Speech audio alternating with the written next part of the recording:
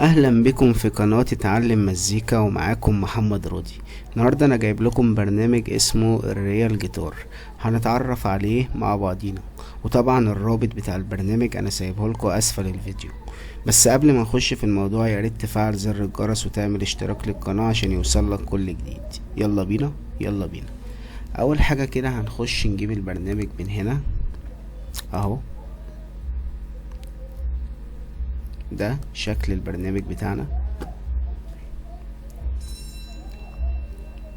هو هنا بيحمل الصوت.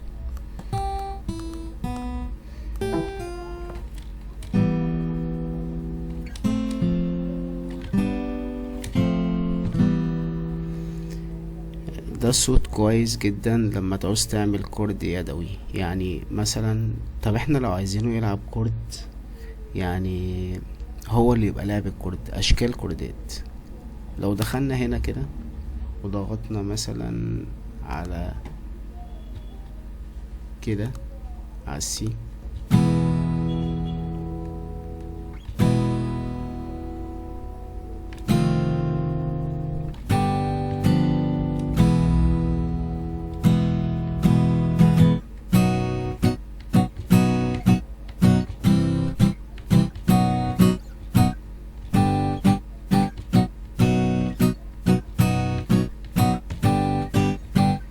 تمام. لو احنا مثلا دخلنا هنا كده،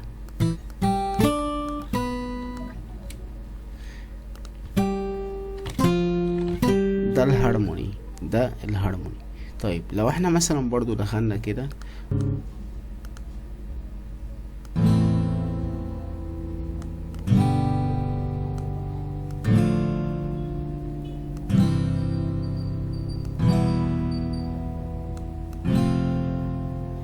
على فكرة دي كوردات، يعني ده جي اي ام سي دي ام اي ام اف.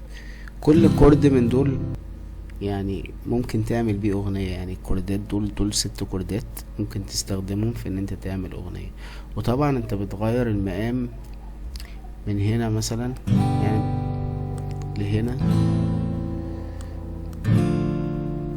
لهنا.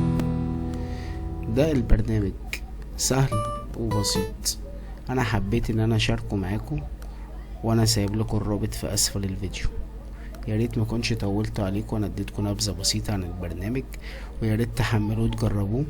هينفعك انت كبدايه في موزع، هينفعك ان انت تشتغل عليه، لان انت ممكن من طريقه تعمل كوردات جاهزه. وخلاف كده من هنا لو اتكيت هنا هتلاقي اصوات.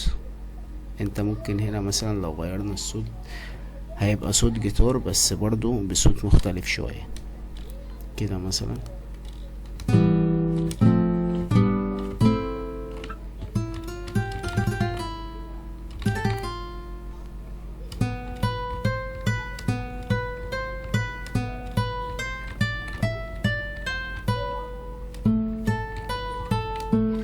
يعني الصوت بيبقى كده مثلا. انت بقى جرب البرنامج، يعني من هنا لما تعوز تخليه كوردات هتخش هنا كده، ده الباترين. هنا هتخش على الكورد، هنا مثلا هتختار الهارموني او الكورد او البيس كورد والسولو لو انت هتعزف سولو، وده برضو البيس. فانت البرنامج سهل قدام منك وبسيط. انت كل الفكرة ان انت هتنزله وتسطبه عادي جدا، وهتحمله عندك وهترفعه في اس تي، هيخش على طول عندك في برنامج الفروتي لوبس، سواء انت معاك الاصدار 20 او احدث او الاصدار اللي انا شغال عليه ده دلوقتي.